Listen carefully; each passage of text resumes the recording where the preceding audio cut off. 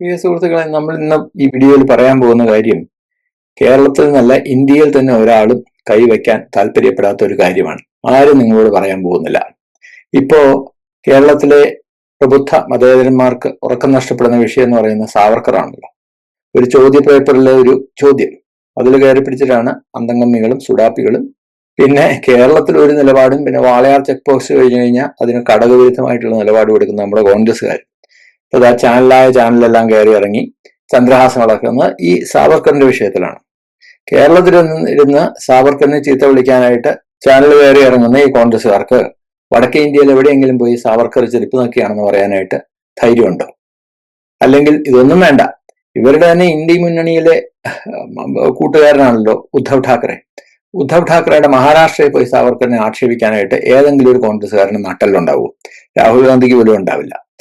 ഇവിടെ കേരളത്തിലെ കുറെ സുഡാപ്പികളെ പറ്റിക്കാൻ അങ്ങനെ സൂചിപ്പിച്ച് അവർക്ക് അധികാരത്തിലിരിക്കാൻ വേണ്ടി അവരിങ്ങനെ തള്ളിമറിക്കും എന്നുള്ളതേ ഉള്ളൂ. സാവർക്കർ ബ്രിട്ടീഷുകാർക്ക് വേണ്ടി വിടുപണി ചെയ്തു. സാവർക്കർ ബ്രിട്ടീഷുകാരുടെ പെൻഷൻ വാങ്ങി. പിന്നെന്താണ്, സാവർക്കർ സ്വാതന്ത്ര്യ സമരത്തെ ഒറ്റിക്കൊടുത്തു. ഇതെല്ലാം അല്ലേ പ്രബുദ്ധ മതേതര ജനാധിപത്യ വർഗ ബഹുജന ഉടായ്പുകാരുടെ സാവർക്കറുമായിട്ടുള്ള പ്രശ്നം? ഇവർക്ക് ഇതൊക്കെയാണ്. അല്ലെങ്കിൽ തന്നെ സാവർക്കറെ പറ്റി പറയാനായിട്ട് നമ്മുടെ മതേതരന്മാർക്ക് 100 നാവാണ്. പക്ഷേ സാവർക്കർ ചെയ്തു എന്ന് പറയുന്ന ഈ പണികളുണ്ടല്ലോ, ഇതെല്ലാം കൂറിയും കുറഞ്ഞും എല്ലാം ഉള്ള വ്യത്യസ്തമായ അളവുകളിൽ ചെയ്ത വേറൊരു പുള്ളിക്കാരൻ ഇപ്പോഴും വളരെ മാന്യനായിട്ട് നടക്കുന്നുണ്ട്, വളരെ ഡീസന്റ് ആയിട്ട് നടക്കുന്നുണ്ട്, എല്ലാവർക്കും വലിയ ബഹുമാനമാണ്. അദ്ദേഹമാണ് നമ്മുടെ ഭരണഘടനാ ശില്പി ഡോക്ടർ BR അംബേദ്കർ. പക്ഷെ ഒറ്റ ഒരുത്തനും അംബേദ്കർ ചെയ്ത ഈ കാര്യങ്ങളെ കുറിച്ച് വിളിച്ചു പറയാനുള്ള നട്ടലില്ല. അംബേദ്കറിലേക്ക് വരുന്നതിന് മുമ്പ് നമുക്ക് സാവർക്കറിലേക്ക് തന്നെ തിരിച്ചു പോകാം. കാരണം ഈ ഇസ്ലാമോ ലെഫ്റ്റ് ജിഹാദി ഇക്കോസിസ്റ്റം നിങ്ങളോട് പറയുന്നത് പോലെ സാവർക്കർ ഒരു രാജ്യദ്രോഹിയായിരുന്നു എന്ന് നിഷ്പക്ഷമായിട്ട് ഈ ചരിത്രം വായിക്കുന്നവർക്ക് പറയാൻ സാധിക്കില്ല. ഞാൻ മുമ്പും പറഞ്ഞിട്ടുള്ള കാര്യമുണ്ട്, ഇന്ത്യൻ സ്വാതന്ത്ര്യ സമര ചരിത്രത്തിലെ സാവർക്കർ എന്ന് പറയുന്നത് ഒരു 2 വശമുള്ള നാണയമാണ്. അതിൽ ആദ്യത്തെ വശം എന്ന് പറയുന്നത് ധീരനായ പോരാളിയായ ചങ്കൂറ്റമുള്ള ഒരു രാജ്യസ്നേഹിയുടെ തന്നെയാണ്. ആരൊക്കെ അതിനെ തമസ്കരിക്കാൻ ശ്രമിച്ചിട്ടും കാര്യമില്ല. ബ്രിട്ടനിൽ പോയി ബ്രിട്ടീഷുകാർക്കെതിരെ യുദ്ധപ്രഖ്യാപനം നടത്തിയ അധികം പേര് നമ്മുടെ സ്വാതന്ത്ര്യ സമര ചരിത്രത്തിൽ ഉണ്ടാവില്ല. ഗാന്ധിജിയും നെഹ്റുവും ജിന്നയും പിന്നെ ഇപ്പൊ ഈ പറഞ്ഞ ഡോക്ടർ അംബേദ്കറും എല്ലാം ബ്രിട്ടനിൽ പോയിരുന്നു. എന്തിനാ? അവിടെ പഠിച്ച് ഡിഗ്രി വാങ്ങാൻ വേണ്ടി പോയതാ. സാവർക്കറും പഠിക്കാൻ വേണ്ടി തന്നെ പോയതാ. പക്ഷെ അവിടെ ചെന്ന് കഴിഞ്ഞപ്പോൾ അദ്ദേഹം സ്വന്തം കാര്യം മറന്നിട്ട് അതിനേക്കാൾ മുകളിൽ രാജ്യത്തിന്റെ കാര്യങ്ങൾക്ക് മുൻഗണന നൽകി. അങ്ങനെയുള്ള ഒരു രാജ്യസ്നേഹിയായിരുന്നു സാവർക്കർ. പിന്നെ വേറൊരു കാര്യം മാത്രം നിങ്ങൾ നോക്കിയാൽ മതി, ഈ സാവർക്കറുടെ സാഹസം എത്രമാത്രം ബ്രിട്ടീഷുകാരുടെ ഉറക്കം കെടുത്തിയിരുന്നു എന്നുള്ളതിനുള്ള ഏറ്റവും നല്ല തെളിവാണ് ഏറ്റവും അപകടകാരികളായിട്ടുള്ള തടവുകാരെ പാർപ്പിച്ചിരുന്ന സെല്ലുലാർ ജയിലിലാണ് അദ്ദേഹത്തെ കൊണ്ടുപോയി തള്ളിയത്. അവിടെ വർഷങ്ങളോളം ഏകാന്ത തടവാണ് സാവർക്കർ അവിടെ അനുഭവിച്ചത്. 9 വർഷത്തോളമാണ് അവിടെ തടവുകാരനായിട്ട് സാവർക്കർ ഉണ്ടായിരുന്നത്. അവിടുത്തെ യാതനകളും അവിടുത്തെ ക്രൂരതകളും എല്ലാം സമാനതകളില്ലാത്തതായിരുന്നു. അതൊന്നും നമുക്ക് തള്ളിക്കളയാൻ സാധിക്കില്ല. പിന്നെ മാപ്പ് എഴുതി എന്നുള്ളതാണ് ഏറ്റവും വലിയ പ്രശ്നം. അത്രയും മനുഷ്യത്വ വിരുദ്ധമായിട്ടുള്ള അല്ലെങ്കിൽ മനുഷ്യവിരുദ്ധമായിട്ടുള്ള സാഹചര്യങ്ങളിലാണ് സാവർക്കർ തടവ് ശിക്ഷ അനുഭവിച്ചിരുന്നത്. പക്ഷേ ഈ സുഡാപ്പികളെ പറ്റിച്ച് ജീവിക്കുന്ന ഈ ജോൺ ബ്രിട്ടാസിനെ പോലെയുള്ള കാണ്ടാമൃഗങ്ങൾക്ക് എസ്.എ. ഡാങ്കെ എന്ന് പറയുന്ന മാന്യന്റെ കഥ അറിയാഞ്ഞിട്ടല്ലോ, ഇതെല്ലാം മറച്ചു വെക്കുന്നതല്ലേ. എസ്.എ. ഡാങ്കെ എന്ന് പറയുന്ന ഇന്നത്തെ സോഷ്യൽ മീഡിയയുടെ ഭാഷയിൽ പറഞ്ഞാൽ മൂത്ത കമ്മി, അങ്ങനെയാണ് മൂപ്പരെ വിളിക്കേണ്ടത്. കാരണം ഇന്ത്യയിലെ കമ്മ്യൂണിസ്റ്റ് പാർട്ടി സ്ഥാപിച്ചത് ഈ നമ്മുടെ ഡാങ്കെയാണ്. അങ്ങേര് പണ്ട് കാൺപൂരില് ബോൾഷെവിക് ഗൂഢാലോചന കേസ് നിങ്ങൾ വായിച്ചു നോക്കിക്കഴിഞ്ഞാൽ മനസ്സിലാവും. ഈ ബോൾഷെവിക് ഗൂഢാലോചന കേസിൽ അകത്തായപ്പോൾ ബ്രിട്ടീഷുകാർക്ക് എഴുതിയ മാപ്പല്ല പിന്നെ എന്താ, പ്രണയലേഖനമായിരുന്നു. അല്ലെങ്കിൽ തന്നെ സാവർക്കർ ഷൂ നക്കി എന്ന് വിളിക്കാനായിട്ട് ഈ ജോൺ ബ്രിട്ടാസിന് എന്താണ് അധികാരം? എടാ, ഈ ജോൺ ബ്രിട്ടാസ് പിണറായി വിജയന്റെ ഷൂ നക്കിയിട്ടുള്ള അത്രയും ആത്മാർത്ഥമായിട്ട് സാവർക്കർ എന്നല്ല, പിണറായി വിജയന്റെ വീട്ടിലെ വളർത്തുനായ പോലും നക്കിയിട്ടുണ്ടാവില്ല. പിണറായി വിജയന്റെ ഷൂ നക്കിയതിന് പാരിതോഷികമായിട്ട് കിട്ടിയ രാജ്യസഭയിൽ ഇരുന്നിട്ട് സാവർക്കറെ ബ്രിട്ടീഷുകാരുടെ ഷൂ നക്കി എന്ന് വിളിച്ച് ആക്ഷേപിക്കുന്ന ഈ ബ്രിട്ടാസിന്റെ ഹിപ്പോക്രസി നിങ്ങൾ കാണാതെ പോകരുത്. പക്ഷേ ഇതിനൊരു മറുവശം ഉണ്ടെന്ന് ഞാൻ പറഞ്ഞല്ലോ, അതും ഞാൻ മറച്ചു വെക്കുന്നില്ല. അതും നമുക്ക് തള്ളിക്കളയാൻ സാധിക്കില്ല. ആൻഡമാനിൽ നിന്ന് ജയിലിൽ നിന്ന് പോയിട്ട് 1924 വരെ അദ്ദേഹം രത്നഗിരിയിൽ വീട്ടുതടങ്കലിലായിരുന്നു. അപ്പൊ ഈ ഒരു ചരിത്രം, ആൻഡമാനിലെ ജയിലിൽ നിന്ന് പുറത്തിറങ്ങിയതിന് ശേഷമുള്ള സാവർക്കർ പഴയ സാവർക്കർ ആയിരുന്നില്ല എന്നുള്ള ചരിത്രവും നമ്മൾ തമസ്കരിച്ചിട്ട് കാര്യമില്ല. അതിനിടയിൽ പിന്നെ ഗാന്ധിവധം വരുന്നുണ്ട്. അതെല്ലാം നമ്മൾ ധാരാളം ചർച്ച ചെയ്ത കാര്യങ്ങളാണ്. അതുകൊണ്ട് തന്നെ ഈ സാവർക്കറിന്റെ ഈ 2 വശങ്ങളില് ഒന്നിനെയും നമ്മൾ റദ്ദാക്കുന്നത് ശരിയല്ല. 1911 വരെ അദ്ദേഹം ചെയ്ത മഹത്തായ സേവനങ്ങളും 1911 മുതൽ 24 വരെ അദ്ദേഹം അനുഭവിച്ച നരകയാതനയും ഒന്നും നമുക്ക് റദ്ദാക്കി കളയാൻ സാധിക്കില്ല. അപ്പോ ആ ഒരു തിരിച്ചറിവോടുകൂടി വേണം സാവർക്കറെ സമീപിക്കാനായിട്ട്. മാന്യന്മാർ ചെയ്യുന്ന പണി അങ്ങനെയാണ്. സാവർക്കറെ വായിക്കണമെന്നുണ്ടെങ്കിൽ അല്ലാത്തവർക്കെല്ലാം അവരവരുടേതായ അജണ്ടയുണ്ട് എന്നുള്ളതാണ് വാസ്തവം. ഇനി നമുക്ക് നമ്മുടെ ഇന്നത്തെ വീഡിയോയുടെ വിഷയമായ മഹാനായ ഡോക്ടർ BR അംബേദ്കറിലേക്ക് വരാം. ഇന്നത്തെ ഇന്ത്യയിൽ ഡോക്ടർ BR അംബേദ്കർ ഒരു വിശുദ്ധ പശുവാണ് എന്നുള്ള കാര്യത്തിൽ ഒരു തർക്കവുമില്ല. അംബേദ്കറെ വിമർശിക്കാനായിട്ട് ധൈര്യമുള്ള ഒരൊറ്റ രാഷ്ട്രീയക്കാരനോ അല്ലെങ്കിൽ നിരീക്ഷകനോ ഇന്ന് ഈ നാട്ടിലില്ല. സ്കൂളിൽ നമ്മളെല്ലാം പഠിച്ചത് എന്തായിരുന്നു? സ്വാതന്ത്ര്യ സമര സേനാനിയായിരുന്നു എന്നായിരുന്നല്ലോ. ഗാന്ധിജിയുടെയും നെഹ്റുവിന്റെയും തിലകന്റെയും ഭഗത് സിംഗിന്റെയും സരോജിനി നായിഡുവിന്റെയും ആനി ബസന്റിന്റെ എല്ലാ ചിത്രങ്ങളുടെ ഇടയിലായിരുന്നു അംബേദ്കറുടെ ചിത്രത്തിന്റെ സ്ഥാനം നമ്മുടെ എല്ലാ ടെക്സ്റ്റ് ബുക്കിലും. പക്ഷേ അംബേദ്കർക്ക് സ്വാതന്ത്ര്യ സമരവുമായിട്ട് പുലബന്ധമില്ലായിരുന്നു എന്നുള്ള വാസ്തവം കാലാകാലങ്ങളായിട്ട് ഈ മതേതര പുരോഗമന സർക്കാരുകൾ നമ്മളിൽ നിന്ന് മറച്ചുവെക്കുകയായിരുന്നു. അധസ്ഥിത സമൂഹത്തിന് വേണ്ടി നടത്തിയ അദ്ദേഹത്തിന്റെ മഹത്തായ സംഭാവനകളെ ഒന്നും നമുക്ക് നെഗേറ്റ് ചെയ്യാൻ സാധിക്കില്ല, തള്ളിക്കളയാനായിട്ട് സാധിക്കില്ല, അല്ലെ? അധസ്ഥിത വർഗം എന്ന് പറഞ്ഞു കഴിഞ്ഞാൽ അവർക്ക് വേണ്ടി അവരുടെ റൈറ്റ്സ്, അവരുടെ അവകാശങ്ങൾ നേടിയെടുക്കാനും അവർക്ക് വിദ്യാഭ്യാസ സാഹചര്യങ്ങൾ ഉണ്ടാക്കി കൊടുക്കാനായിട്ടും സമൂഹത്തിലെ തൊട്ടുകൂടായ്മ ഉൾപ്പെടെയുള്ള അനാചാരങ്ങൾ അവസാനിപ്പിക്കാനായിട്ടും പിന്നെ ദളിതർക്ക് വേണ്ട പൊളിറ്റിക്കൽ സേഫ് ഗാർഡ്സ് എന്ന് വെച്ച് കഴിഞ്ഞാൽ ഈ രാഷ്ട്രീയമായിട്ടുള്ള സംവരണം ഉൾപ്പെടെയുള്ള സാധനങ്ങൾ ഭരണഘടനയ്ക്കകത്ത് തന്നെ അതിനുവേണ്ട പ്രൊവിഷൻസ് എല്ലാം കൊടുക്കാനായിട്ടും എല്ലാം അംബേദ്കർ വലിയ രീതിയിലുള്ള പോരാട്ടങ്ങൾ നടത്തിയ ആളാണ്. നമുക്ക് അതിനെയൊന്നും തള്ളിക്കളയാൻ സാധിക്കില്ല. പക്ഷേ വിമർശനം എന്ന് പറയുന്നത് എന്താണെന്ന് വെച്ച് കഴിഞ്ഞാൽ അംബേദ്കറുടെ ചരിത്രം നിങ്ങൾ വായിച്ചു നോക്കിയുള്ളൂ. ഒരു സ്വദേശി സർക്കാർ വരുന്നതിനേക്കാൾ, അതായത് ഇന്ത്യക്കാരുടെ സർക്കാർ വരുന്നതിനേക്കാൾ നല്ലത് ദളിതർക്ക് കിട്ടാനുള്ളത് വാങ്ങിയെടുത്ത് ബ്രിട്ടീഷുകാർക്ക് ഒത്താശയം ചെയ്ത് ബ്രിട്ടീഷുകാരുടെ ആളായിട്ട് ജീവിക്കുക. ദളിതർക്ക് വേണ്ടത് കിട്ടിക്കഴിഞ്ഞാൽ ബ്രിട്ടീഷുകാർ ഭരിക്കുന്നതാണ് കുറച്ചുകൂടെ നല്ലത്, ഇന്ത്യക്കാർ ഭരിക്കുന്നതിനേക്കാൾ ഭേദം എന്ന് ചിന്തിച്ച ഒരാളായിരുന്നു അംബേദ്കർ. ഈ ചിന്തയിൽ രാജ്യദ്രോഹമില്ലേ? അതോ ഇനി അതും രാജ്യസ്നേഹമാണോ? എനിക്കറിയില്ല. അപ്പോൾ ഈ ബ്രിട്ടാസിനെ പോലെ വോട്ടിന് വേണ്ടി എന്ത് വൃത്തികേടും പറയാനായിട്ട് ഒരു മടിയില്ലാത്ത അവസരവാദി രാജ്യദ്രോഹി രാഷ്ട്രീയക്കാര് അംബേദ്കർ ഒരു വിശുദ്ധ ബിംബമായിട്ട് മാറ്റുകയും അദ്ദേഹം ചെയ്ത പൊറുക്കാനാവാത്ത രാജ്യവിരുദ്ധതയും ഹിന്ദുവിരുദ്ധതയും തമസ്കരിക്കുകയും ചെയ്യുന്നതിനോടാണ് എനിക്ക് വിയോജിപ്പുള്ളത്. ഇനി ഈ അന്തംഗമ്മികൾ ചാനൽ ചർച്ചകളിലൂടെ ഉയർത്തിവിടുന്ന ചില ചോദ്യങ്ങളുണ്ട്, അതിനെക്കുറിച്ച് ഞാൻ പറയാം. ഇപ്പൊ സ്വാതന്ത്ര്യ സമരകാലത്ത് എത്ര RSSകാർ ജയിലിൽ പോയി, അല്ലെങ്കിൽ RSSകാർ എത്ര ദിവസം ജയിലിൽ കിടന്നു, ഇങ്ങനെയുള്ള ചോദ്യമൊക്കെയാണല്ലോ. ഇന്ത്യ ഗേറ്റിൽ എത്ര RSSകാരുടെ പേരുണ്ടെന്ന് ഭൂതക്കണ്ണാടി വെച്ച് നോക്കാനായിട്ട് പോയ അന്തംഗമ്മികളുള്ള നാടാണ് നമ്മുടെ കേരളം. പക്ഷേ ഞാൻ ഒരു കാര്യം നിങ്ങളോട് ചോദിക്കട്ടെ, ഇവരാരെങ്കിലും നമ്മുടെ അംബേദ്കർ സ്വാതന്ത്ര്യ സമരകാലത്ത് എത്ര ദിവസം ജയിലിൽ കിടന്നു എന്നുള്ള കാര്യം അന്വേഷിച്ചിട്ടുണ്ടോ? ആ ചോദ്യം ആരെങ്കിലും ചോദിക്കാറുണ്ടോ? അവർ ചോദിക്കില്ല. കാരണം നേരത്തെ പറഞ്ഞ അതേ ഭയം. അംബേദ്കർ ജയിലിൽ കിടന്ന ദിവസങ്ങളുടെ എണ്ണം വട്ടപൂജ്യമാണ്. ഒരൊറ്റ ദിവസം പോയിട്ട് ഒരു മിനിറ്റ് പോലും അംബേദ്കർ ജയിലിൽ പോയിട്ടില്ല. കാരണം അദ്ദേഹം ഒരു വിധത്തിലും ബ്രിട്ടീഷുകാർക്ക് അസ്വീകാര്യനായിരുന്നില്ല എന്നുള്ള കാര്യം തെളിവുകൾ സഹിതം ഞാൻ നിങ്ങളുടെ മുന്നിൽ ഇപ്പോൾ വയ്ക്കാം. ഇനി ഇപ്പൊ ഈ അടുത്തിടയ്ക്ക് നടന്ന പല പുരോഗമന സമരങ്ങളുണ്ടല്ലോ. CAA വിരുദ്ധ സമരം, കാശ്മീരിൽ 307 ആളുകൾ 370 തിരിച്ചു കൊണ്ടുവരണം, പുനഃസ്ഥാപിക്കണം എന്നുള്ള സമരം, പിന്നെ ജിഹാദികളുടെ ടുക്കഡേ സമരം, ഡൽഹിയിലെ പാറ്റ സമരം, ഇങ്ങനെയുള്ള സർവ്വരാജ്യവിരുദ്ധ സമരങ്ങളിലെല്ലാം ഗാന്ധിജിക്കൊപ്പമോ അല്ലെങ്കിൽ ഗാന്ധിജിയേക്കാൾ കുറച്ചുകൂടി ഉയരത്തിലോ പിടിച്ചിരുന്ന അംബേദ്കറുടെ ചിത്രമാണ്, അല്ലെ? അംബേദ്കറുടെ പ്ലേ കാർഡും അതുപോലെ ഫ്ലെക്സും എല്ലാം വെച്ചിട്ടാണ് ഇവർ സമയം. എന്താണ് കാരണം? അതിനുള്ള കാരണം വളരെ നിസ്സാരമാണ്. അംബേദ്കറുടെ ജീവിതവും അദ്ദേഹത്തിന്റെ എഴുത്തും ചിന്തകളും എല്ലാം ഇന്ത്യ വിരുദ്ധതയ്ക്കും ഹിന്ദു വിരുദ്ധതയ്ക്കും ഒരുപോലെ ഉപകരിക്കും, ഒരുപോലെ വളമാവും എന്നുള്ള കാര്യം ഈ രാജ്യവിരുദ്ധ പ്രക്ഷോഭക്കാർക്കെല്ലാം അറിയാം. അംബേദ്കർ ക്വിറ്റ് ഇന്ത്യ സമരത്തോട് സ്വീകരിച്ച നിലപാടെന്തായിരുന്നു? ക്വിറ്റ് ഇന്ത്യ സമരത്തെ അംബേദ്കർ പിന്തുണച്ചില്ല എന്ന് മാത്രമല്ല പരസ്യമായി തള്ളിപ്പറയുകയും ചെയ്തു. ഡോക്ടർ അംബേദ്കറുടെ പ്രധാന പ്രശ്നം എന്ന് പറയുന്നത് ഗാന്ധി വിരുദ്ധത. മഹാത്മാഗാന്ധി അദ്ദേഹത്തിന് ഇഷ്ടമായിരുന്നില്ല. ഭാവി ഇന്ത്യയിൽ ഈ പാവങ്ങളുടെ മിശിഹ എന്ന് പറയുന്ന ഒരു ഇമേജ് അത് ഗാന്ധിജിക്ക് കിട്ടുമോ, അല്ലെങ്കിൽ തന്റെ ഇമേജ് ഗാന്ധിജി അടിച്ചു മാറ്റുമോ എന്നുള്ളൊരു പ്രശ്നം, ഒരു ചിന്ത, ഒരു കോംപ്ലക്സ് ഡോക്ടർ അംബേദ്കർക്കുണ്ടായിരുന്നു. പോരെങ്കിൽ താൻ ഒരു സനാതനി ഹിന്ദുവാണ് എന്ന് ഗാന്ധിജി പരസ്യമായി പ്രഖ്യാപിച്ചതും അംബേദ്കറെ ചെറുതൊന്നുമല്ല, കുറച്ചൊന്നുമല്ല ചൊടിപ്പിച്ചത്. ക്വിറ്റ് ഇന്ത്യ മഹാത്മാഗാന്ധിയുടെ ആഹ്വാനമായിരുന്നു. അതുകൊണ്ട് അദ്ദേഹം അതിനെ തള്ളിക്കളഞ്ഞു. ഇതൊരു കാരണം മാത്രമാണ്. രണ്ടാമതൊരു കാരണം, ഇന്ത്യയുടെ ദേശീയ പ്രസ്ഥാനത്തെ തകർക്കാൻ വേണ്ടി ബ്രിട്ടീഷുകാർ കണ്ടെത്തിയ ഒരു തന്ത്രമാണ് ഇന്ത്യക്കാർക്കെതിരെ ഈ വിഭജിക്കുന്ന അല്ലെങ്കിൽ തിരിക്കുന്ന ഡിവൈഡ് ആൻഡ് റൂൾ എന്ന് പറയുന്ന കലാപരിപാടി. നിങ്ങൾക്കറിയാമല്ലോ, പലപ്പോഴും ബ്രിട്ടീഷുകാർ ചെയ്തില്ല. ചിലപ്പോൾ ഹിന്ദുവിനെയും മുസ്ലിമിനെയും തമ്മിലടിപ്പിക്കും, ചിലപ്പോൾ ഹിന്ദുക്കൾക്കുള്ളിലെ ആളുകളെ തമ്മിലടിപ്പിക്കും. ഇതായിരുന്നു. അപ്പൊ ഈ മഹാത്മാഗാന്ധി ആഹ്വാനം ചെയ്ത ക്വിറ്റ് ഇന്ത്യ സമരത്തെ തകർക്കാൻ വേണ്ടി അംബേദ്കറെ ചാക്കിട്ട് പിടിച്ച് എന്തെങ്കിലുമൊക്കെ കൊടുത്ത് സുഖിപ്പിക്കാൻ, അങ്ങനെ ഈ ഇന്ത്യക്കാർക്കിടയിൽ തന്നെ ഇതിനിടയിൽ ഭിന്നത ഉണ്ടാക്കുക, അങ്ങനെ ക്വിറ്റ് ഇന്ത്യ സമരത്തിനെതിരെ അംബേദ്കറെ തന്നെ രംഗത്തിറക്കുക. ഇതായിരുന്നു ബ്രിട്ടീഷുകാരുടെ പരിപാടി.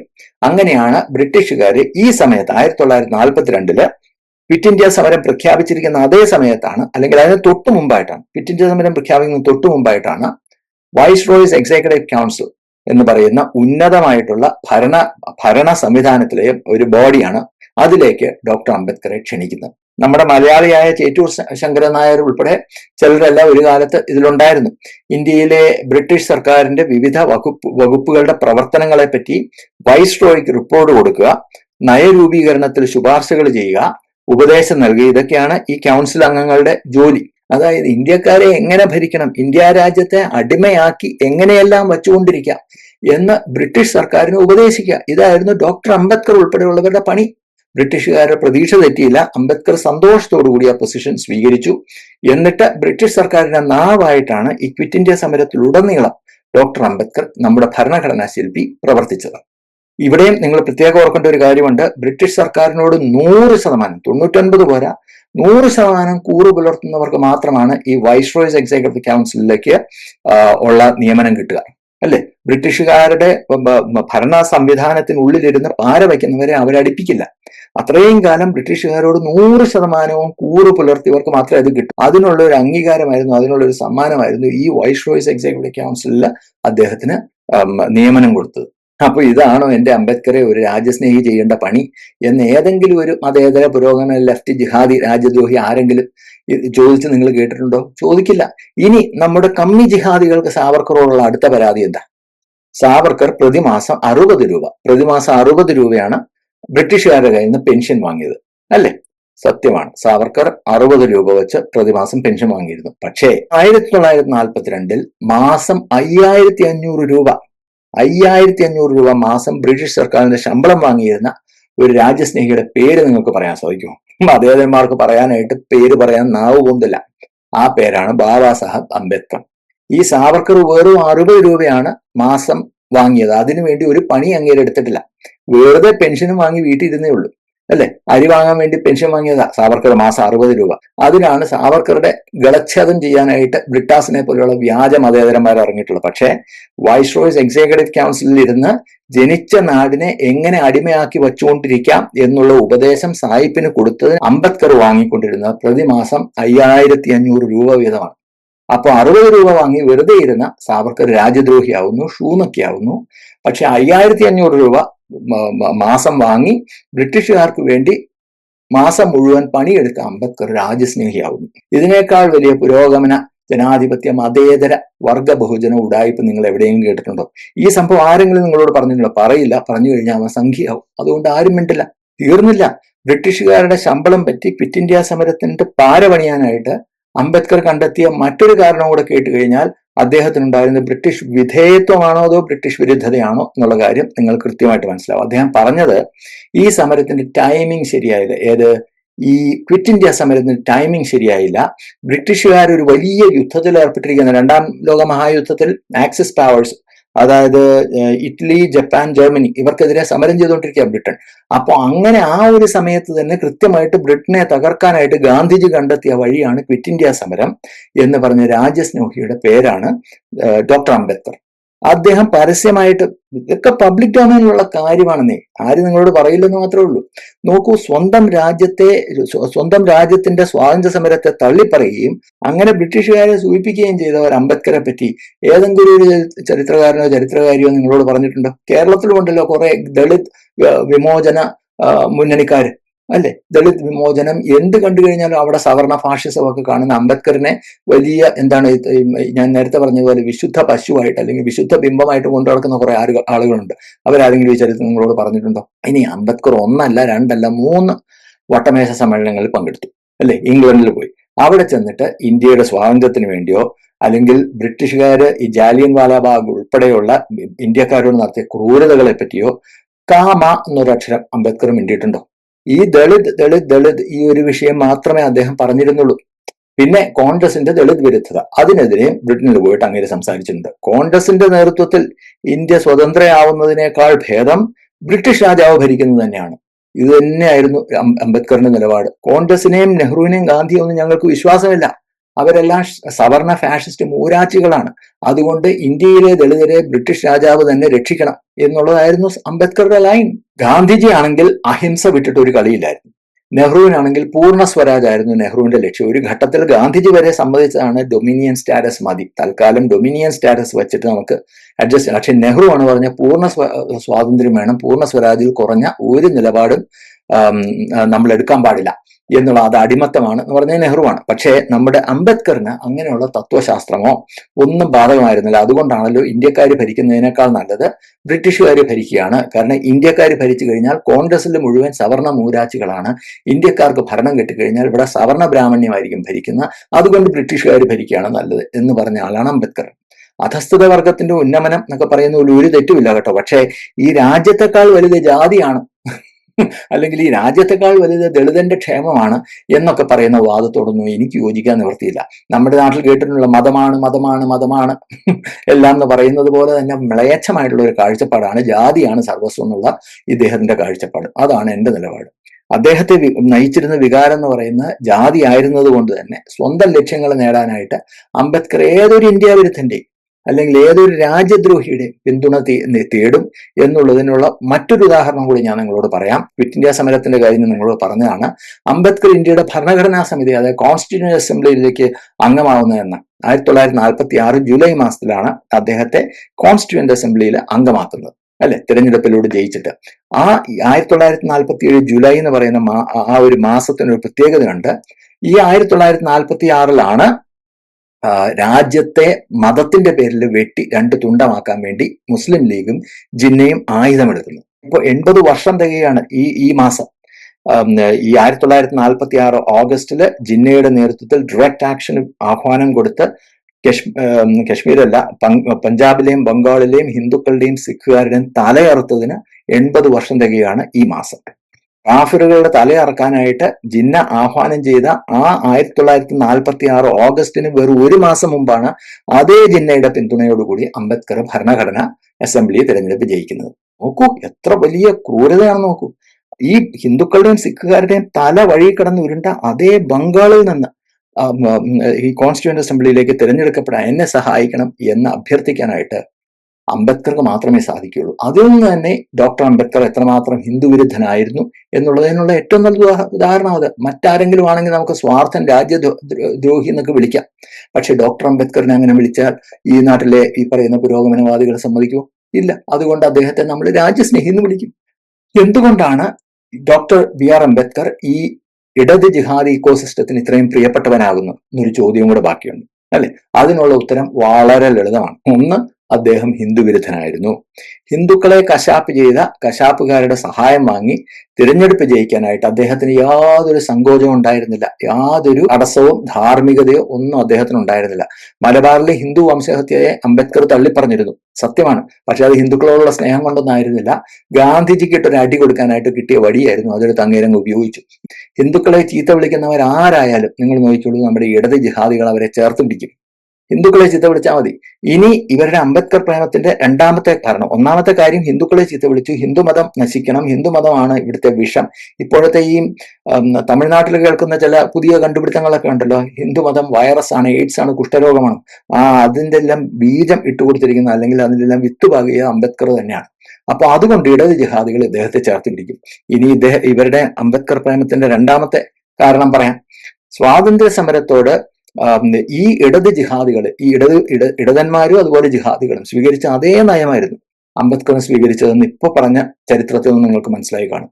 അപ്പോ ഹിന്ദു അതുപോലെ ഇന്ത്യ, ഈ 2 വിഷയങ്ങളിലും ഇടത് ജിഹാദികളും അംബേദ്കറും തമ്മിൽ നല്ല ബന്ധമുണ്ടായിരുന്നു. ഇവർ ഒരേ തൂവൽ പക്ഷികളായിരുന്നു എന്ന് ചരിത്രം നോക്കിക്കഴിഞ്ഞാൽ നിങ്ങൾക്ക് മനസ്സിലാവും. അപ്പോ ഇതൊക്കെ പറഞ്ഞ കുറച്ച് വൈറ്റ് വാഷ് ബുദ്ധിജീവികളുണ്ട്. അവര് ഝാൻസി റാണിമാരെ പോലെ വലിയ പൊട്ടൊക്കെ തൊട്ട് ഇറങ്ങി വരും, എന്നിട്ട് വാളും പരിചയമൊക്കെ ആയിട്ട് ഇറങ്ങി വന്നിട്ട് നമ്മുടെ തല കൊയ്യാനായിട്ട്, അല്ലെ? ഞങ്ങൾ അംബേദ്കറിച്ച് ഒരു ജ്ഞാന സമൂഹമാണ് എന്നൊക്കെ സോഷ്യൽ മീഡിയ വന്നിട്ട് തള്ളിമറിക്കുന്ന കുറെ എപ്പോളജിസ്റ്റുകളുണ്ട്. അവരുടെ പരിപാടി എന്താണെന്ന് നിങ്ങൾക്കറിയോ? തങ്ങൾക്ക് സുഖകരമല്ലാത്ത ചരിത്രത്തിന്റെ ഭാഗങ്ങളെല്ലാം വെട്ടിമാറ്റി അംബേദ്കറെ എങ്ങനെ വായിക്കാം എന്നുള്ളതിനെ പറ്റി യൂട്യൂബ് ചാനലുകളിൽ പോയി തള്ളിമറിക്കുന്ന ഇവരുടെ എല്ലാം മനസ്സിലുള്ളത് ഈ കശ്മീർ ഇന്ത്യയുടെ ഭാഗമല്ല എന്ന് പറയുന്ന കുറെ രാജ്യദ്രോഹികളുണ്ടല്ലോ, ഇവരുടെ അതേ മൈൻഡ് സെറ്റാണ്. അരുന്ധതി റോയി, അതുപോലെ പ്രൊഫസർ നിവേദിത മേനോനും ഒക്കെ ഉണ്ട്. അവരുടെ ഒരേ മൈൻഡ് സെറ്റാണ് ഇവർക്ക്. നമ്മുടെ ശ്രീജിത്ത് പണിക്കര് ഒരിക്കൽ സണ്ണി കബിക്കാടിനോട് ഒരു ചോദ്യം ചോദിക്കുന്നുണ്ട് ഏതോ ഒരു വേദിയിൽ വെച്ച്, നിങ്ങൾ അംബേദ്കറുടെ ഇസ്ലാമിനെ പറ്റിയുള്ള നിരീക്ഷണങ്ങൾ ചർച്ചയാക്കാത്തതിന്റെ കാരണം എന്താ എന്ന് ശ്രീജിത്ത് പണിക്കർ ചോദിക്കുമ്പോൾ സണ്ണി കബിക്കാട് പറയുന്ന മറുപടി എന്താണെന്നറിയാം. ആദ്യം ഇവിടെ ചർച്ച ചെയ്യുന്ന വിഷയമല്ല.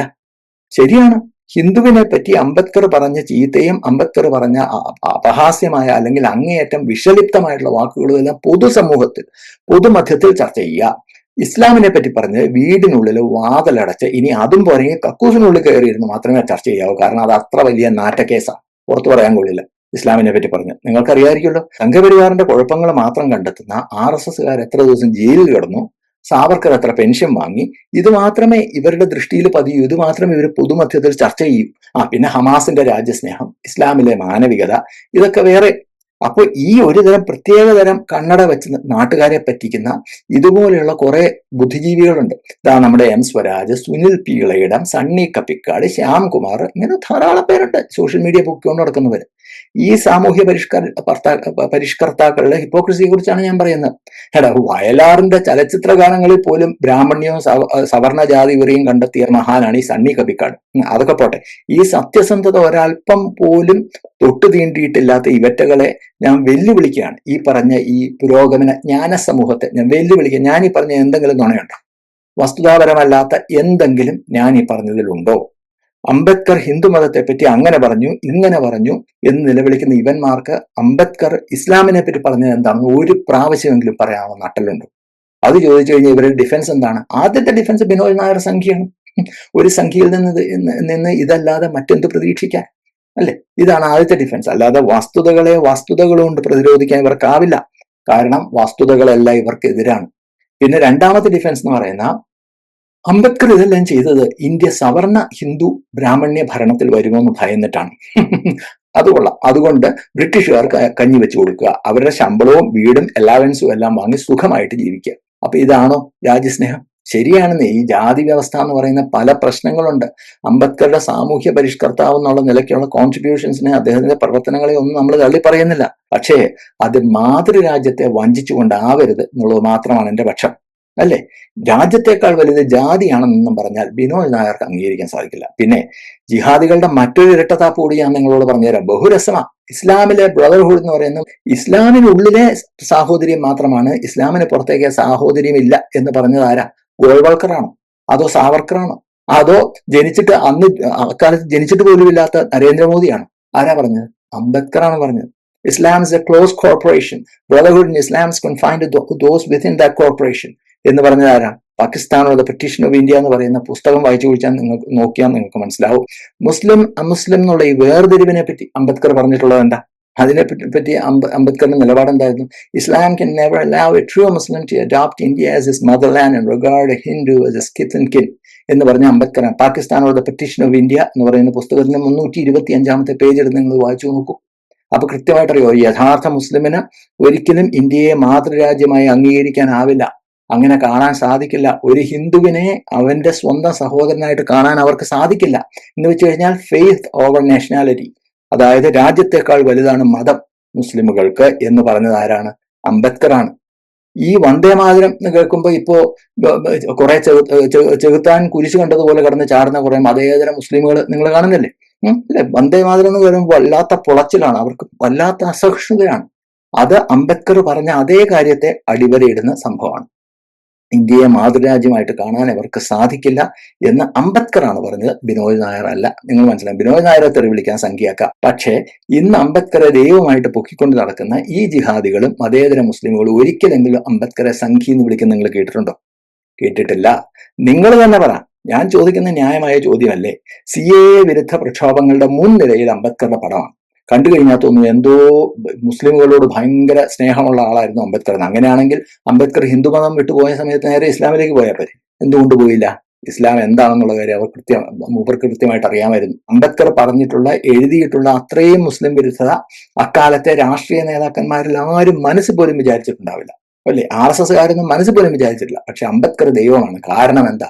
കാരണം ഈ ഹിന്ദുക്കളെ തെറി വിളിക്കുക, സനാതന ധർമ്മത്തെ ചീത്ത വിളിക്കുക എന്ന് പറയുന്ന പൊളിറ്റിക്കൽ ഇസ്ലാമിനെ സംബന്ധിച്ച് അവരുടെ വലിയ ലക്ഷ്യങ്ങൾ നേടാനുള്ള ഒരു ടൂളാണ് അവരെ ചേർത്ത് പിടിക്കാൻ. അതുകൊണ്ടല്ലേ ഈ ജമാഅത്തെ ഇസ്ലാമിയുടെ അതുപോലെയുള്ള പൊളിറ്റിക്കൽ ഇസ്ലാമിന്റെ എല്ലാം വേദികളിൽ ഹിന്ദുക്കളായിട്ടുള്ള ഹിന്ദു പേരുള്ള ആളുകളെ എന്നെ കുറെ നാൾ പൊക്കിക്കൊണ്ട് നടന്ന, ഞാൻ ഹിന്ദുക്കളെ ചീത്ത വിളിച്ചില്ല, പക്ഷെ ഹിന്ദു മതത്തിനുള്ളിലെ ഈ കാസ്റ്റ് സിസ്റ്റത്തിനെ കുറിച്ചൊക്കെ പറഞ്ഞിട്ടുണ്ട്. RSSനെ ഞാൻ എതിർത്തിട്ടില്ല. അതുകൊണ്ട് എന്റെ വീഡിയോസ് ഇവർ ഷെയർ ചെയ്യും. കാരണം ഹിന്ദു മതത്തിനുള്ളിൽ നിന്ന് ഹിന്ദു പേരുള്ള ഒരുത്തൻ, അവനെ അത് എത്ര വൃത്തികെട്ടവനായാലും വേണ്ടില്ല, അവരെ ഇവർ ചേർത്ത് പിടിക്കും. കാരണം പൊളിറ്റിക്കൽ ഇസ്ലാമിനെ സംബന്ധിച്ചിടത്തോളം അവരുടെ ലക്ഷ്യങ്ങൾ നേടാനുള്ള ഒരു ടൂളാണ്. അതുകൊണ്ട് അംബേദ്കറെ ഉള്ളിൽ ചീത്ത വിളിച്ചുകൊണ്ടും ഇവർ പുറമേക്ക് അദ്ദേഹത്തെ ചേർത്ത് പിടിക്കും. അല്ലെങ്കിൽ അംബേദ്കർ ഇസ്ലാമിനെ പറ്റി എഴുതിയിരിക്കുന്ന കണ്ടു കഴിഞ്ഞാൽ സൽമാൻ റുഷ്ദിയെ ആക്സെപ്റ്റ് ചെയ്താൽ പോലും, അല്ലെങ്കിൽ തസ്ലിമ നസ്റിനെ ഇവര് ഇസ്ലാമിന്റെ സുഹൃത്തായിട്ട് ചേർത്താൽ പോലും അംബേദ്കറിനെ ഇവർക്ക് ചേർക്കാൻ സാധിക്കില്ല. അത്രമാത്രം ഇസ്ലാമിനെ വിമർശിച്ച് എഴുതിയിട്ടുള്ള ആളാണ് അംബേദ്കർ. ഇതൊക്കെ പോട്ടെ, കേട്ട് കഴിഞ്ഞാൽ ഞാൻ പറയണമെന്ന് കരുതിയതാണ്, ഞാൻ ഇവിടെ എഴുതി വെച്ചതുമാണ്, പക്ഷെ അത് ഞാൻ പറഞ്ഞു വന്നപ്പോൾ വിട്ടുപോയി. കേട്ട് കഴിഞ്ഞാൽ ഒരുപക്ഷെ നിങ്ങൾ വിശ്വസിക്കാത്ത ഒരു സത്യവും കൂടെ ഞാൻ പറയാം. നിങ്ങൾക്ക് ഇതൊക്കെ വെരിഫൈ ചെയ്യാം കേട്ടോ. സ്വാതന്ത്ര്യത്തിന് വെറും 1 വർഷം മുമ്പ് 1946 അംബേദ്കർ അന്നത്തെ ബ്രിട്ടീഷ് വൈസ്രോയി ആയിരുന്ന വിസ്കൗണ്ട് വെയ്വലിനെ നേരിട്ട് കാണുന്നു, സന്ദർശിക്കുന്നു. എന്നിട്ട് അദ്ദേഹമായിട്ടുള്ള സംഭാഷണത്തിൽ അംബേദ്കർ ഇന്ത്യക്ക് സ്വാതന്ത്ര്യം നൽകാനുള്ള ബ്രിട്ടീഷ് തീരുമാനത്തെ, ബ്രിട്ടന്റെ തീരുമാനത്തെ എതിർക്കുന്നു. 1946 നടന്ന സംഭവമാണ്. മാത്രമല്ല, ഇന്ത്യക്ക് സ്വാതന്ത്ര്യം നൽകാനുള്ള തീരുമാനം ഒരു ഡിസാസ്റ്റർ, ഒരു വിനാശകാരിയായ തീരുമാനമായിരിക്കുമെന്ന് അംബേദ്കർ പറഞ്ഞത് അന്നത്തെ ആ മീറ്റിംഗ് മിനിറ്റ്സിലുണ്ട്. ഏപ്രിൽ 5, 1946 ഈ വെയ്വലുമായിട്ടുള്ള ഈ കൂടിക്കാഴ്ച. നോക്കൂ, ബ്രിട്ടന്റെ വൈസ്രോയിയെ ഇന്ത്യക്ക് സ്വാതന്ത്ര്യം കൊടുക്കാൻ തീരുമാനിച്ച ഉടനെ അതിനെതിരെ പാരവയ്ക്കാനായിട്ട് കണ്ട ആളാണ് അംബേദ്കർ. എന്നിട്ട് അവിടെ പോയി പറഞ്ഞു, ഇന്ത്യക്ക് സ്വാതന്ത്ര്യം കൊടുക്കാനുള്ള തീരുമാനം മണ്ടത്തരമാണ്, ചെയ്യരുതെന്ന് പറഞ്ഞ് ഉപദേശിച്ച ആളാണ് അംബേദ്കർ. വൈസ്രോയിസ് എക്സിക്യൂട്ടീവ് കൗൺസിൽ അതാണല്ലോ ജോലി, അല്ലെ? ബ്രിട്ടന്റെ നന്മയ്ക്ക് വേണ്ടി ഉപദേശിക്കുക, ഇന്ത്യയുടെ നന്മയ്ക്ക് വേണ്ടി അല്ല. നിങ്ങൾ ചിന്തിച്ചു നോക്കൂ, ഞാൻ പറയുന്നതൊക്കെ നുണയാണോ? എന്നെ ദളിത് വിരോധി, മൂരാച്ചി നായർ, ഷൂനക്കി നായർ എന്നൊക്കെ തെറി വിളിക്കാൻ. പക്ഷേ അംബേദ്കറെ ബിംബവൽക്കരിക്കുന്നതിനോട് എനിക്ക് ശക്തമായ എതിർപ്പുണ്ട്. അംബേദ്കറെ എന്നല്ല ഒരു മനുഷ്യനെ ദൈവമാക്കുന്നതിനോട് എനിക്ക് യോജിപ്പില്ല. മനുഷ്യ ദൈവങ്ങളിൽ ഞാൻ വിശ്വസിക്കുന്നില്ല. അതുകൊണ്ട് നിങ്ങൾക്ക് ഗാന്ധിജിയുടെ കുറവുകൾ പറയാമെങ്കിൽ, യേശുക്രിസ്തുവിന്റെ കുറവുകൾ വിളിച്ചു പറയാമെങ്കിൽ, മദർ തെരേസയെ നിങ്ങൾക്ക് വിമർശനാത്മകമായിട്ട് സമീപിക്കാമെങ്കിൽ, ശ്രീരാമനെ നിങ്ങൾക്ക് സംഖ്യയാക്കാമെങ്കിൽ, ഇന്ത്യയുടെ പ്രധാനമന്ത്രിയുടെ മരിച്ചുപോയ അച്ഛനെ അമ്മയും പരസ്യമായിട്ട് നിങ്ങൾക്ക് തെരുവിലിരുന്ന് ആക്ഷേപിക്കാമെങ്കിൽ, അംബേദ്കറിനോ മുഹമ്മദ് നബിക്കോ ഒന്നും ഈ സ്വർണ്ണ കിരീടം വെച്ചു കൊടുത്തിട്ട് വിശുദ്ധ ബിംബമാക്കേണ്ട ഒരു കാര്യമില്ല. ഇവരെല്ലാം വിമർശിക്കുന്നതിൽ വസ്തുതാപരമായിരിക്കണം. നുണ പറഞ്ഞ് വിമർശിക്കരുത്. വസ്തുതാപരമായിട്ട് അംബേദ്കറെ വിമർശിക്കാം, മുഹമ്മദ് നബിയെ വിമർശിക്കാം. അങ്ങനെ തൊട്ടുകൂടായ്മ വിശുദ്ധ പശുക്കളല്ല ഇവരാരും. അങ്ങനെ ഇവരെയൊന്നും വിമർശിക്കരുത് എന്ന് പറയുന്നവർക്ക് അവരുടേതായ ലക്ഷ്യങ്ങളുണ്ട്. അവർക്ക് വോട്ട് വേണം, അധികാരം വേണം, പണം വേണം. അതിനുവേണ്ടി എന്ത് വൃത്തികേട് അവർ ചെയ്യും. അവർ മാത്രമാണ് ഇവരെ വിമർശിക്കരുത്, ഇവരെല്ലാം വിശുദ്ധ ബിംബങ്ങളാണെന്ന് പറയുന്നത്. ഇനി അതും അല്ലെങ്കിൽ ഈ ഇടത് ജിഹാദി ഇക്കോസിസ്റ്റത്തിനെ പൊക്കിയടിച്ചാൽ കിട്ടുന്ന ഒരു മതേതര പട്ടമുണ്ട്, നന്മയുടെ പക്ഷത്ത് നിൽക്കുന്നവർ. അങ്ങനെയാണല്ലോ ഇസ്ലാം. ഈ ഹമാസ് ചെന്ന് ഇസ്രായേലിനെ ആക്രമിക്കുന്നു. അവിടെ വെറുതെ കിടന്നിരുന്ന മനുഷ്യരെ ഒരു പ്രകോപനം ഇല്ലാതെ പോയി ആക്രമിച്ച് കൊന്നുകളയുന്നു. പക്ഷേ ഇസ്രായേൽ വംശഹത്യക്കാരും ഹമാസ് നന്മയുള്ള മനുഷ്യരുമാണ്. അങ്ങനെ ഹമാസിനെ പൊക്കിയടിക്കുന്ന ആളുകളും നന്മയുള്ള മനുഷ്യരാണ്. അപ്പൊ ഇങ്ങനെയല്ല, നന്മയുള്ള മനുഷ്യർ എന്ന് പറയുന്ന ആ പുകഴ്ത്തലിൽ അഭിരമിക്കുന്നവരാണ് ഇങ്ങനെ മനസാക്ഷിയെ വഞ്ചിച്ച് ഇതിനെല്ലാം പൊക്കിപ്പിടിച്ചുകൊണ്ട് നടക്കുന്നവരെ. ഞാനും ഇന്നലെ വരെ അങ്ങനെയായിരുന്നു കേട്ടോ. സ്വയം വിമർശനാത്മകമായിട്ടാണ് ഞാൻ പറയുന്നത്. അതെല്ലാം വലിച്ചെറിഞ്ഞ് കളഞ്ഞിട്ടാണ് ഒരു പച്ച മനുഷ്യനാവാം എന്ന് ഞാൻ തീരുമാനിച്ചത്. ഈ വ്യാജ പ്രശംസ കേട്ട് എനിക്ക് മതിയായി. ഇനിയെങ്കിലും മനുഷ്യനായി ജീവിക്കാനാണ് എന്റെ തീരുമാനം. സത്യമായിട്ട് ഞാൻ വിളിച്ചു. അവസാനം ഒരു കാര്യം കൂടെ പറയട്ടെ. വസ്തുതയ്ക്ക് നിരക്കാത്ത ഒരു കാര്യവും ഞാൻ ഇവിടെ പറഞ്ഞിട്ടില്ല, പറയാറുമില്ല. ഇനി അതല്ല, ഞാൻ പറഞ്ഞത് നുണയാണെന്ന് അഭിപ്രായമുള്ളവരെ ഞാൻ ചാലഞ്ച് ചെയ്യുന്നു. രേഖകൾ വെച്ച് നിങ്ങൾ എന്നെ ഖണ്ഡിക്കൂ. അതിന് അവർക്ക് സാധിക്കില്ല എന്നുള്ളത് എനിക്കറിയാം. ഈ ശ്യാംകുമാറും മാളവിക ബിന്നിയൊക്കെ വന്നിരുന്ന് പറയുന്നത് പോലെ അംബേദ്കറെ എങ്ങനെ വായിക്കണം എന്നുള്ളതൊന്നും എന്റെ പ്രശ്നമല്ല. നിങ്ങൾ അംബേദ്കറെ ഇടത് ജിഹാദി കണ്ണട വച്ചിട്ട് വായിച്ചോളൂ, അത് നിങ്ങളുടെ സ്വാതന്ത്ര്യമാണ്. പക്ഷെ ഞാൻ അംബേദ്കറെ ഇപ്പൊ പറഞ്ഞതുപോലെ തലയ്ക്ക് വെളിവുള്ള മനുഷ്യരുടെ രീതിയിലായിരിക്കും വായിക്കുന്നത്. അത് എന്റെ സ്വാതന്ത്ര്യമാണ്. ഇന്നത്തെ കാലത്ത് ആരും വിളിച്ചു പറയാൻ മടിക്കുന്ന ഇതുപോലെയുള്ള സത്യങ്ങൾ തുടർന്നും നമ്മുടെ ചാനൽ ഇങ്ങനെ പറഞ്ഞുകൊണ്ടിരിക്കും. ദയവായി അതുകൊണ്ട് നിങ്ങൾ വീഡിയോ ലൈക്ക് ചെയ്യുക, ഷെയർ ചെയ്യുക, നിങ്ങളുടെ ഗ്രൂപ്പുകളിൽ ഷെയർ ചെയ്യുക. ആരും പറയാത്ത ഇങ്ങനെയുള്ള വസ്തുതകളും ചരിത്രത്തിൽ സംഭവിച്ചിട്ടുണ്ടെന്നുള്ള കാര്യം നാട്ടുകാർ അറിയട്ടെ. നമ്മുടെ ചാനൽ ഇതുവരെ സബ്സ്ക്രൈബ് ചെയ്യാത്തവർ ദയവായി സബ്സ്ക്രൈബ് ചെയ്യുക. Thank you. ജയ് ഹിന്ദ്.